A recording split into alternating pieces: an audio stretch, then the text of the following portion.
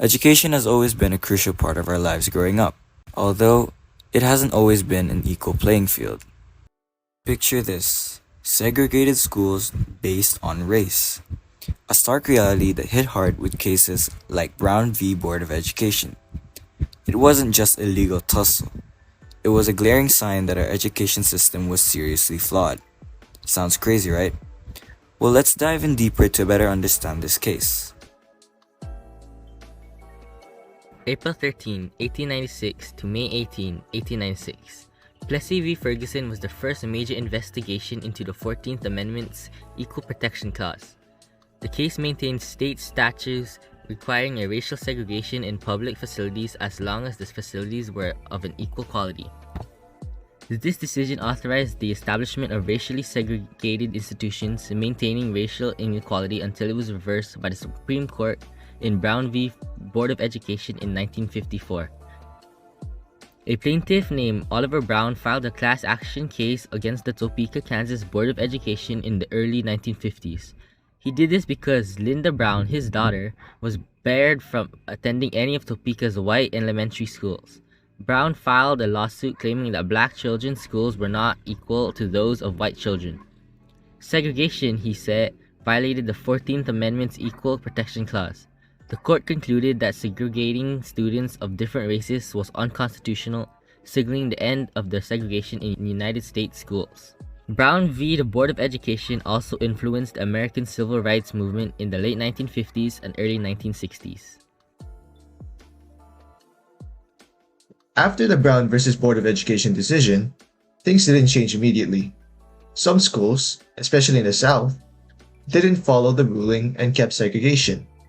It led to protests and legal fights to make schools integrate. The Supreme Court faced mixed opinions. Some supported its decision, while others thought it was too involved and went against local ways.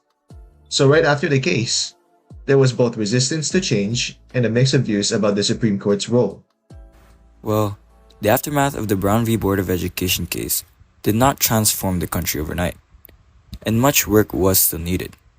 However, the case's decision proved to be one of the most significant events that happened during the progress of history and society. The destruction of segregation in public schools nationwide provided a major opportunity for the civil rights movement, in turn, made possible advances in desegregating housing, public accommodations, and even opportunities for higher education available for blacks. This decision sprouted a chain of events that gradually led to the proper integration and created an opportunity for people of color to contribute to society. Some of the most notable people we know, such as Martin Luther King Jr., who was a leader in the American Civil Rights Movement, Rosa Parks, who sparked the Montgomery bus boycott and became an icon of resistance against racial segregation, John Lewis, known for his role in the Student Nonviolent Coordinating Committee, organizing the March on Washington.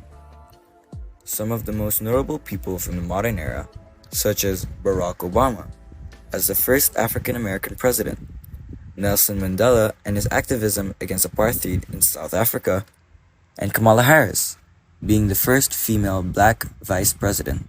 Collectively, these leaders have left a lasting impact on their nations and the world, breaking barriers and advocating for positive change.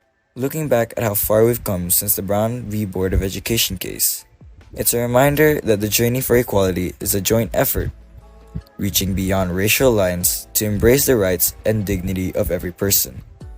Making strides towards a more and just, inclusive society requires all of us, united in the commitment to uphold equality for everyone.